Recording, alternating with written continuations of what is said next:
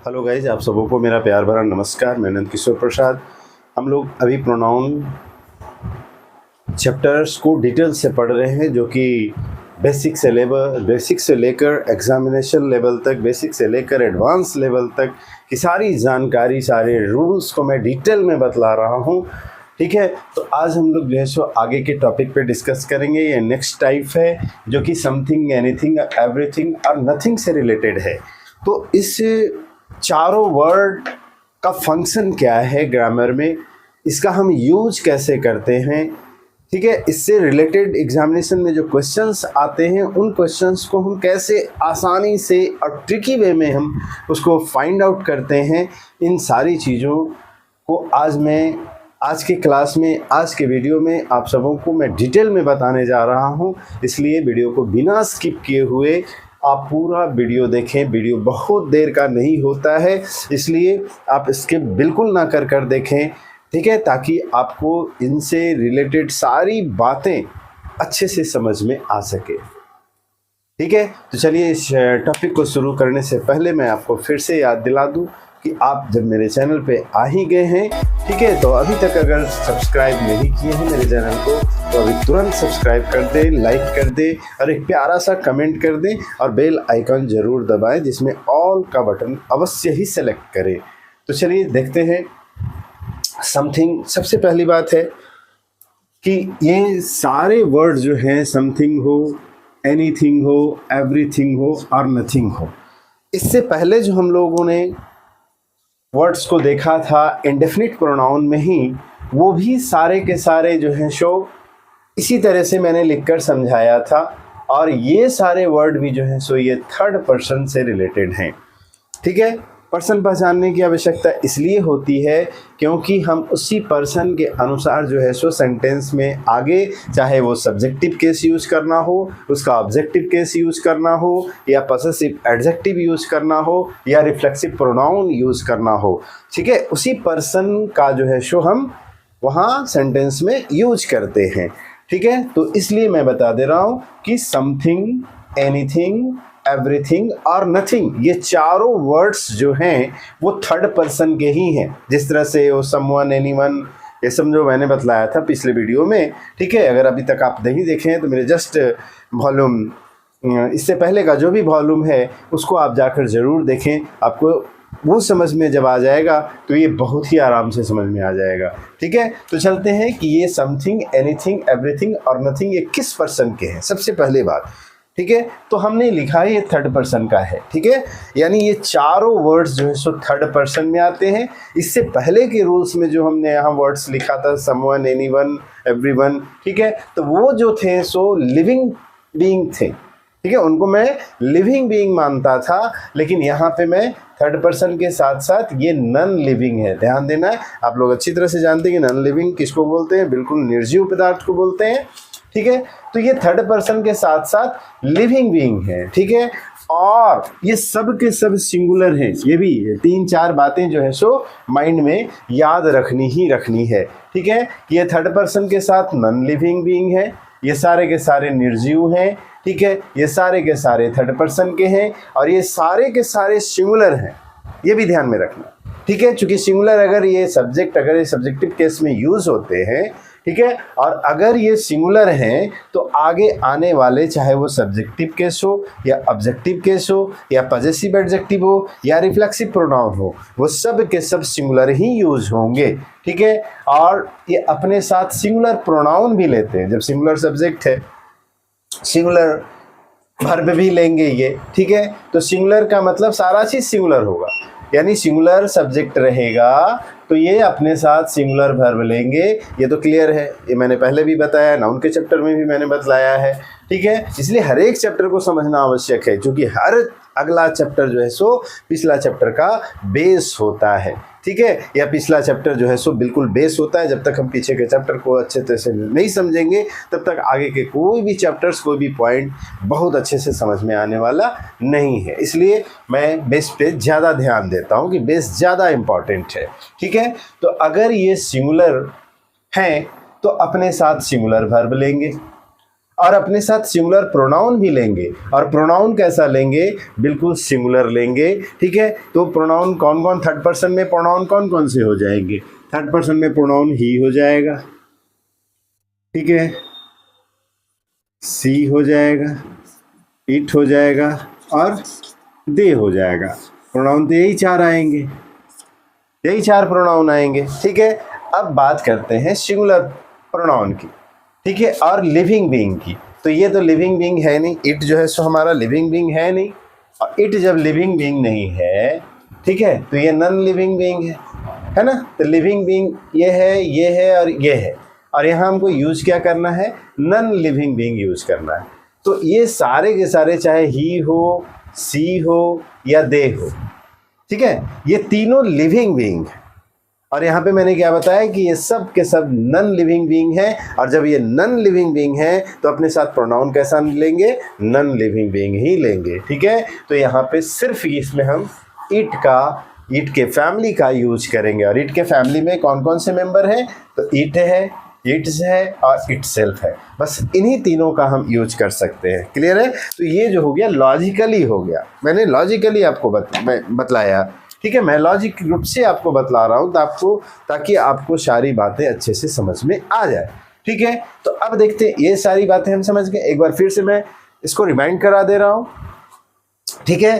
तो ये सारे वर्ड्स, चाहे वो समथिंग हो, एनीथिंग हो, एवरीथिंग हो या नथिंग हो, ये चारों वर्ड्स जो हैं सो याद क्या रखना है?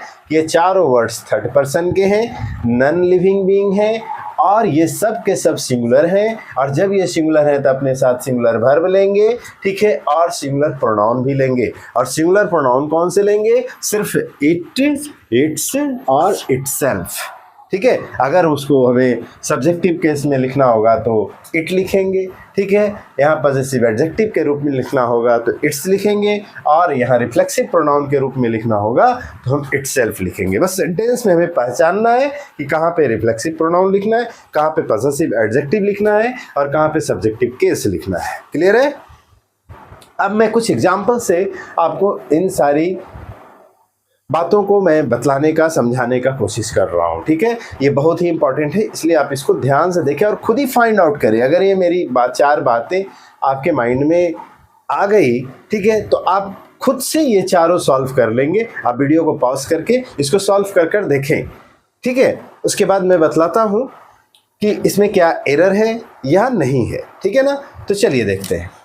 सबसे पहला sentence, nothing are impossible in this world, यानी इस दुनिया में कुछ भी असंभव नहीं है, ठीक है। तो सेंटेंस को तो हम ऐसे ही पढ़ लिए, पढ़ने से लगा कि सेंटेंस में तो कोई एरर है ही नहीं, है ना। बिल्कुल सेंटेंस सही जैसा लग रहा है। नथिंग आर इम्पॉसिबल, चूंकि लगेगा कि इस दुनिया में तो बहुत सारी चीज़ें हैं, तो भाई आर तो सही लगा हुआ है, ठीक है। लेकिन आपको ध्यान बस ये देना है कि ये नथिंग कैसा है भाई? ये नथिंग जो है ये क्या है? सिंगुलर है। सबसे पहली बात, नथिंग क्या है? सिंगुलर है और नॉन लिविंग बीइंग है। नथिंग जो है सो सिंगुलर है और नॉन लिविंग बीइंग है। तो जब ये सिंगुलर है तो अपने साथ वर्ब कैसा लेगा? सिंगुलर लेगा। और यहाँ वर्ब क्या यूज हुआ है? बिल्कुल सिंगुलर यूज नहीं हुआ है, तो यहाँ पे आर नहीं बल्कि क्या होगा? इज होगा। Nothing is impossible in this world, तब जाकर ये मेरा सेंटेंस सही हो। क्लियर है? उम्मीद है आप बिल्कुल सॉल्व कर लिए होंगे। सेकंड सेंटेंस में देखते हैं कि something are missing my room. Something are missing in my room, ठीक है। तो यहाँ पे आप इन भी दे सकते हैं, इन माई रूम। तो something are missing in my room, तो यहाँ पे देखें कि समथिंग जो है ये भी सिंगुलर है, क्योंकि ये भी लिस्ट में है। समथिंग सबसे पहला लिस्ट में है। और जब ये सिंगुलर है तो अपने साथ वर्ब कैसा लेगा? सिंगुलर लेगा, इसलिए वर्ब गलत है। यहाँ पे क्या होना चाहिए? इज होना चाहिए, ठीक है। मिसिंग इन माई रूम, बाद बाकी सेंटेंस सही है। सही है ना, क्योंकि ये माई तो समथिंग के लिए आया नहीं है, ठीक है ना। अब यहाँ देखते हैं नेक्स्ट सेंटेंस है, everything has his on beauty. तो एवरीथिंग भी जो है इस लिस्ट का है, इस लिस्ट का मेंबर है, ठीक है। तो एवरीथिंग भी कैसा है भाई? तो ये भी सिंगुलर है। अपने साथ वर्ब कैसा लेगा, तो सिंगुलर लेगा, ये भी सही है, बिल्कुल हैज ही होगा।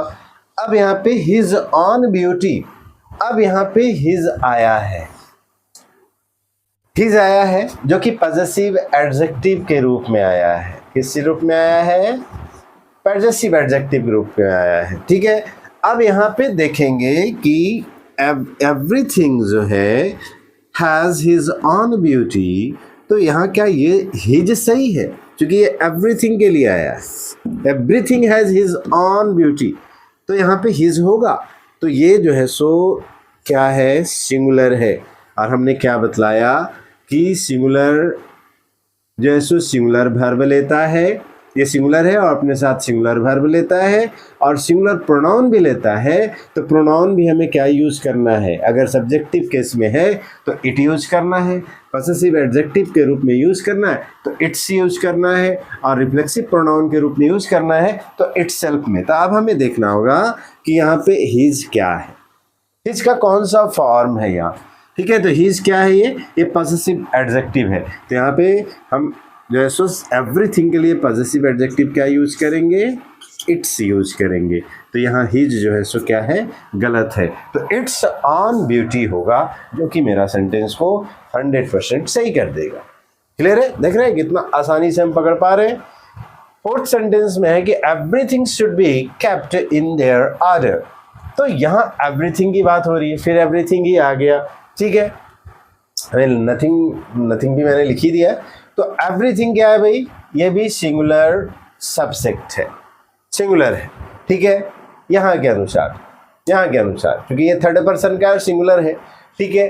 अब अपने साथ वर्ब कैसा लेगा, तो V1, यानी अपने साथ जो है सो सिंगुलर वर्ब लेगा। तो यहाँ पे तो डायरेक्ट वर्ब आया नहीं, यहाँ पे क्या आ गया है, मॉडल वर्ब, और उसके बाद ये बी जो है सो V1 का फॉर्म है, बिल्कुल सही है। अब आगे केप्ट भी वर्ब भी सही है, तो यहाँ तक तो कोई दिक्कत नहीं है। अब इन देयर, अब यहाँ पे जो है सो देयर का यूज है, जो कि पॉसेसिव एडजेक्टिव का है। तो यहाँ पे पॉसेसिव एडजेक्टिव देयर नहीं, क्या होना चाहिए, इट्स होना चाहिए। यहाँ पे इट्स का हम यूज करेंगे, तब जाकर मेरा वह सेंटेंस जो है सो बिल्कुल सही होगा। तो उम्मीद करते हैं कि आपको ये समथिंग, एनीथिंग, एवरीथिंग और नथिंग से रिलेटेड इसका जो यूज़ है, इसका जो फंक्शन है, इसका जो प्लेसमेंट है, आपको अच्छे से समझ में सारी बातें आ गई होंगी, ठीक है। चलिए हम लोग आगे के टॉपिक पे डिस्कस करते हैं, जो कि है वन, वंस और वन सेल्फ, ठीक है। ये भी बहुत इंपॉर्टेंट है, इसको भी आप ध्यान से देखें। इससे भी जो है सो एग्जामिनेशन में क्वेश्चन आते हैं और बड़ा ही कंफ्यूजन होता है कि आखिर हम वन के लिए कौन सा प्रोनाउन आगे का यूज करेंगे, ठीक है। तो अब देखते हैं कि वन, यहाँ पे हमने लिखा वन, ये सब्जेक्टिव केस में भी वन ही होता है, वन का ऑब्जेक्टिव केस वन ही होता है, इसका पॉसेसिव एडजेक्टिव वंस होता है और इसका रिफ्लेक्सिव प्रोनाउन वन सेल्फ होता है, ठीक है। और ये भी सिंगुलर है। सबसे बड़ी बात है कि ये भी सब के सब कैसा है, ये भी सिंगुलर है। अपने साथ कैसा वर्ब लेंगे, सिंगुलर वर्ब लेंगे, ठीक है। और कैसा प्रोनाउन लेंगे, ये भी सिंगुलर प्रोनाउन लेंगे। ये भी बातें याद रखनी है, ठीक है। तो जिस तरह से, और ये भी जो है सो थर्ड पर्सन के ही हैं, ये भी जो है सो किस पर्सन के हैं, थर्ड पर्सन के ही हैं। जिस तरह से यहाँ पे मैंने समझाया, ठीक वही चीज़ यहाँ भी आपको अप्लाई करना है, वही चीज़ आपको समझना है, ठीक है। वन को हम एनी वन भी कहते हैं, एवरी वन भी कहते हैं, सबका मीनिंग सेम होता है, ठीक है। एनी वन, वन और एवरी वन सब एक ही है ना। तो अब आगे हम लोग देखते हैं, इसको भी एग्जाम्पल से, बिल्कुल इन सारी बातों को जो मैंने यहाँ समझाया, ठीक है, इसलिए मैंने दोबारा यहाँ नहीं लिखा, ठीक है। सेम चीज़ वही है कि ये भी थर्ड पर्सन के हैं, ये भी जो है सो सिंगुलर है और अपने साथ सिंगुलर वर्ब लेते हैं, ठीक है। और जो है सो सिंगुलर प्रोनाउन भी ये अपने लिए जो है सो इन्हीं में से सबको लेते हैं, वन लेंगे, वंस लेंगे और वन सेल्फ लेंगे। तो चलिए अब एग्जाम्पल से इसको समझते हैं, समझने का प्रयास करते हैं। तो फर्स्ट सेंटेंस है कि everyone should love his country, everyone should love his country. तो इस सेंटेंस को देखें तो एवरीवन तो आज के टॉपिक का है नहीं, एवरीवन इससे पहले का जो वॉल्यूम था अगर ये वॉल्यूम 8 है तो वॉल्यूम 7 में आप देखेंगे तो मैंने एवरीवन के बारे में डिटेल में बतलाया है। ठीक है, तो अब एवरीवन जो है हमने बतलाया था कि वो भी जो है सो सिंगुलर होते हैं और लिविंग बीइंग होते हैं, जिसे आज मैंने बताया नॉन लिविंग बीइंग। और कल के टॉपिक का जो वर्ड था नेक्स्ट वीडियो पहले के जो वीडियो का टॉपिक था उसमें ये क्या थे, ये लिविंग बीइंग थे। ठीक है, तो लिविंग बीइंग जो है सो अपने साथ और थर्ड पर्सन के हैं तो अपने साथ हीज लेंगे। आप जाकर पहले का वीडियो देख लें, इसलिए ये सेंटेंस मेरा बिल्कुल सही है। एवरीवन शुड, यहाँ शुड क्या है, मॉडल वर्ब है और मॉडल वर्ब के बाद भी वन आता है। ठीक है, उसके बाद पॉसेसिव एडजेक्टिव के रूप में चूँकि लिविंग बीइंग है तो यहाँ पे हिज का यूज हमने किया है। कैसे किया है इसको मैंने डिटेल में बतलाया है, आप जाकर प्लीज़ उसे देख लें तो सारी बातें समझ में आ जाएगी। ठीक है, तो ये everyone should love his country, ये सेंटेंस जो है सो मेरा बिल्कुल सही है। अब आइए सेकंड सेंटेंस को देखते हैं कि one should love his country. तो यहाँ एवरीवन था तो भी मैंने हिज यूज किया और यहाँ वन है तो भी मैं हिज यूज कर रहा हूं। क्या ये सही है? तो बिल्कुल सही नहीं है। ठीक है, क्योंकि वन यहाँ पे जो है सो सिंगुलर है, अपने साथ सिंगुलर वर्ब लेगा तो डायरेक्ट वर्ब आया नहीं है। यहाँ पे क्या है भाई, मॉडल वर्ब है। ठीक है, उसके बाद जो है सो मेन वर्ब वहाँ आया। ठीक है, मॉडल वर्ब के बाद जो मेन वर्ब होगा वो अपने V1 फॉर्म में होगा।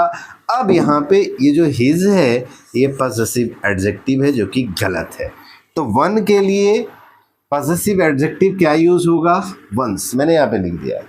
ठीक है, तो वन के लिए पॉसेसिव एडजेक्टिव क्या यूज होगा, तो वंस होगा। इसलिए यहाँ पे सेंटेंस में क्या लिखाएगा, वंस लिखाएगा। यानी अब ये पूरा सेंटेंस हो गया कि one should love one's country.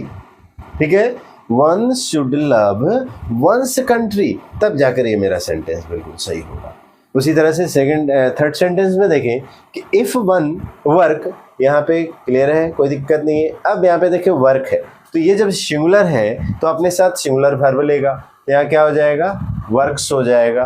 तो इफ़ वन वर्क्स हार्ड ही, अब यहाँ पे ही आ गया।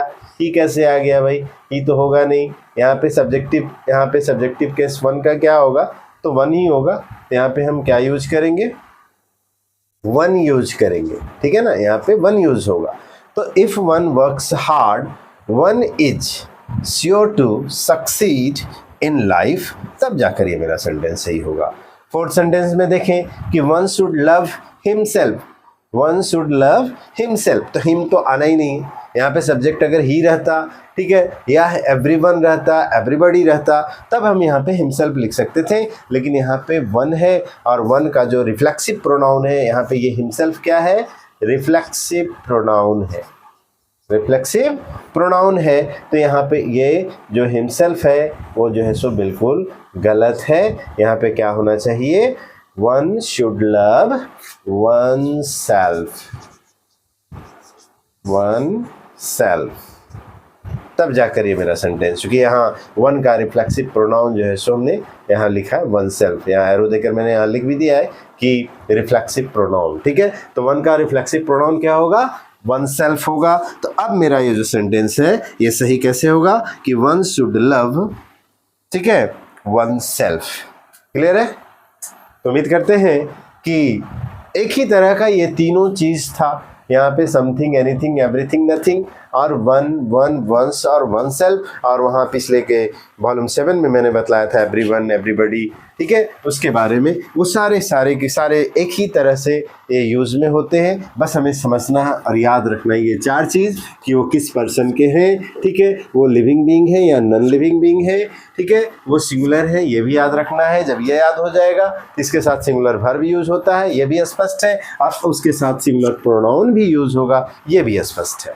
ठीक है, तो अगर आप कंसेप्चुअल तरीके से पूरे कंसेप्ट के साथ, पूरे लॉजिक के साथ इन सारी चीज़ों को समझेंगे तो कभी भी कंफ्यूज होने की बात ही नहीं है।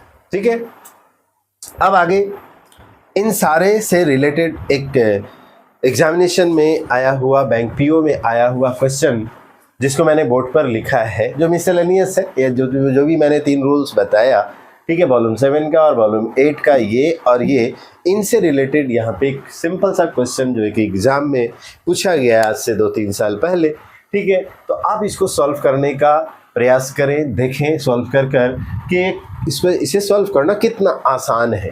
ठीक है, आप वीडियो को पॉज करके इसको सॉल्व पहले कर ले। ठीक है, उसके बाद मैं बतलाता हूँ। तो चलिए देखते हैं कि सेंटेंस है मेरा कि एवरीवन शुड लव, ये सेंटेंस का एक पार्ट है। क्या इसमें एरर है? अगर है तो ए एरर हो जाएगा।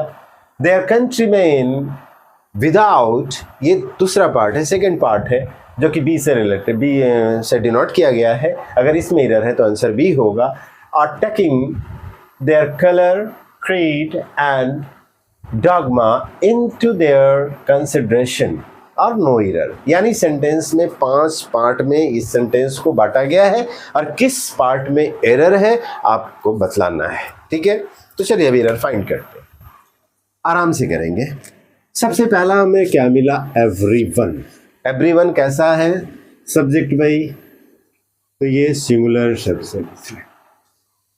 क्लियर है, कोई दिक्कत नहीं। अपने साथ कैसा वर्ब लेगा? सिंगुलर वर्ब लेगा, लेकिन इसके बाद जो है सो ये मॉडल वर्ब आया, तो मॉडल वर्ब के बाद तो V1 होगा ही।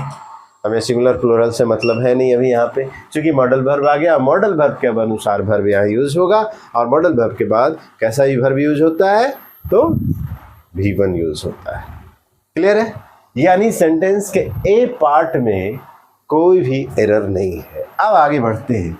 देयर कंट्रीमेन, अब यहाँ पे देयर आ गया, तो जब ये सिंगुलर सब्जेक्ट है तो यहाँ पे प्लूरल फॉर्म कैसे यूज हुआ? Their countrymen, everyone should love their countrymen, यानी ये देयर एवरीवन के लिए यूज किया गया है। तो यहाँ पे एवरीवन है, तो यहाँ पे क्या होगा? यूज क्या होगा? हिज होगा, क्योंकि हम ये थर्ड पर्सन का भी है और थर्ड पर्सन में क्या क्या आते हैं? ही, सी, इट और क्या आते हैं बताइए? दे। ठीक है ना, तो यहाँ पे एवरीवन के लिए यहाँ हिज यूज होगा, जो कि आप देख लें पीछे के वीडियो में, मैं बार बार बोल रहा हूँ। ठीक है, तो यहाँ पे his countrymen without taking the colour, creed and dogma into their consideration. अब यहाँ पे फिर देयर आ गया है, तो यहाँ पे क्या होगा? देयर की जगह पे हिज कंसिडरेशन होगा। क्लियर है? तो कितने आसानी से जो है सो हम इसमें इतनी सारी गलतियां हमने पकड़ लिया। ठीक है, ये गलती एक ही पार्ट में था, लेकिन मैंने इसको पूरे पार्ट में गलती कुछ ना कुछ मैंने कर दिया इस टॉपिक से रिलेटेड। ऐसा नहीं है कि 2 पार्ट में एरर जो है सो आपको आंसर चूज करना होता है। ठीक है ना, आपको एक ही पार्ट में एरर रहेगा, लेकिन हमने यहाँ पे जानबूझकर थोड़ा सा चेंज कर दिया ताकि आपको अच्छे से समझ में सारे एरर इसमें आ जाए कि क्या क्या एरर हो सकता है। तो देयर की जगह पे हाँ हिज होगा। ठीक है, बाद बाकी इसमें कोई एरर नहीं है। ठीक है, अब हम पीछे के टॉपिक को पढ़ाते समय हमने बतलाया था कि 2 तरह के एनीवन होते हैं। एक एनीवन जो है सो अलग लिखाता है, एनी अलग लिखाता है, वन अलग लिखाता है, और एक एनीवन जो है सो साथ में लिखाता है। उसी प्रकार से सम वन और सम वन ये 2 तरह के हैं। ठीक है, नन और नो वन 2 तरह के हैं। एवरी वन और एवरी वन 2 तरह के हैं, एक अलग अलग लिखे हुए और एक साथ में लिखे हुए। दोनों का मतलब अलग अलग है, दोनों का फंक्शन अलग है, दोनों का यूज अलग अलग है। तो आपको अच्छे से इसका यूज समझना होगा। ठीक है, अब इससे रिलेटेड मैं यहाँ 4 एग्जाम्पल भी मैंने लिखा है। ठीक है, अब इसको ध्यान से समझने का प्रयास करेंगे। ठीक है, आपको मैं दूसरे मार्कर से बतलाता हूँ। आप ये ध्यान रखेंगे कि ये जो एनीवन है, समवन है, नन है और एवरीवन, ये अलग अलग है। ठीक है, यहाँ पे थोड़ा सा उल्टा हो जाता है, नन साथ में होते हैं, नो वन अलग होते हैं। इन सभी का यूज जो है सो हम सिलेक्शन के लिए करते हैं। किस लिए करते हैं? सिलेक्शन के लिए इसका यूज करते हैं। ठीक है, और इनका यूज जो है सो हम वाइड रेंज के सेंस में करते हैं। वाइड रेंज के सेंस में, यानी रेंज मेरा पूरा वाइड होगा तब हम इनका यूज़ कर सकते हैं। एनी वन यानी बहुत लोग हैं, उनकी बात कर, एनी वन की बात कर रहे हैं। और यहाँ एनी और एनी वन यानी कुछ लोगों में से हम बात करें, कुछ लोगों की एक लिमिटेड पर्सन है उनकी बात कर रहे हैं। ठीक है, एक चीज़ और आपको याद रखना है, अगर आप ऐसे नहीं समझ रहे हैं, ऐसे आप याद नहीं रख सकते हैं, तो ये याद रखना है कि इनके बाद जो है सो जैसे एनी वन या सम वन या फिर नन या एवरी वन, इनके बाद जो है सो ऑफ आता है, इनके बाद ऑफ आता है। ठीक है, और इनके बाद जो है सो ऑफ नहीं आता है। ठीक है, एनी वन, सम वन, नो वन और एवरी वन, इनके बाद जो है सो ऑफ नहीं आता है, और ऊपर जो लिखे हुए वर्ड्स हैं इनके बाद जो है सो ऑफ आता है। अब एग्जांपल में देखते हैं, इसको समझते हैं। फर्स्ट सेंटेंस है कि every one of us is going there. ठीक है, यानी एवरी वन ऑफ अस यानी यहाँ पे लिमिटेड लोग हैं। ठीक है, यहाँ पे लिमिटेड लोग हैं और इनमें से एवरी वन की बात हो रही है, इनमें से एवरी वन की बात हो रही है। ठीक है, तब यहाँ जो कि वहां जा रहे हैं, तो every one of us is going there. ठीक है ना, अगर इस सेंस में हम इसका यूज करते हैं तो एवरी को और वन को अलग अलग लिखेंगे। यहाँ पे एवरी वन ये जो अलग एक में लिखा हुआ है, इसको ऐसा नहीं लिख सकते हैं कि every one of us is going there. अंतर को ध्यान से आप समझेंगे, बहुत ही थोड़ा सा अंतर है, बस एक में अलग अलग लिखा हुआ है और एक में एक साथ लिखा हुआ है। तो अलग अलग लिखा हुआ है तो इसके बाद ऑफ आएगा ही आएगा, और एक में लिखा हुआ है तो इसके बाद ऑफ का यूज हम कदापि नहीं करेंगे, बिल्कुल नहीं करेंगे। ठीक है ना, तो every one of us is going there. यहाँ सेकेंड सेंटेंस को देखें तो every one is going there, यहाँ पे ऑफ का यूज नहीं हुआ, तो यहाँ पे every one is going there यानी जितने लोग हैं वो सब के सब वहां जा रहे हैं। ठीक है ना, तो एवरीवन यहाँ वाइड रेंज है, वाइड रेंज की बात हो रही है, और यहाँ सिलेक्शन की बात हो रही है कि इतना ही लोगों में से इतने लोगों को सिलेक्ट किया गया, सारे लोगों को सिलेक्ट किया गया। अगर यहाँ पे 10 लोग हैं तो 10 वहां जा रहे हैं, तो 10 में 10 का सिलेक्शन हुआ। आ रही बात समझ में? थर्ड में है कि एनी वन, ये दोनों अलग अलग है, इसके बाद हमने ऑफ का यूज किया। You can solve this question, यानी यहाँ पे जितने लोग हैं वो सब के सब जो है सो इस क्वेश्चन को सॉल्व कर सकते हैं। और यहाँ पे 4 में बात कर रहे हैं कि any one can solve this question, यानी बहुत सारे लोग हैं और कोई भी जो है so any one can solve this question. यहाँ पे एनी वन के बाद ऑफ का यूज नहीं किया गया है, यहाँ पे वाइड रेंज की बात की जा रही है। क्लियर है? तो उम्मीद है आपको अच्छे से बातें सारी समझ में आ गई होगी। तो आज के लिए इतना ही, हम लोग मिलते हैं नेक्स्ट टॉपिक के साथ नेक्स्ट वीडियो में नेक्स्ट डे। ठीक है, जो कि कल के बाद संभवतः होगा। ठीक है, इसलिए एक बार फिर से मैं आपको याद दिला दूं, अभी तक आप मेरे चैनल को सब्सक्राइब नहीं किए हैं तो सब्सक्राइब कर लें, बेल आइकॉन दबा दें, ताकि जैसे ही मैं वीडियो को अपलोड करूं आप तक के वीडियो सबसे पहले पहुंचे और आपको वो वीडियो में सिखाया गया, पढ़ाया गया, ठीक है, जो भी टॉपिक है अच्छे से आप समझ सकें और आप अपने एग्ज़ाम को क्रैक कर सकें, आप अपने एग्ज़ाम को निकाल सकें। ठीक है, धन्यवाद, थैंक यू वेरी मच।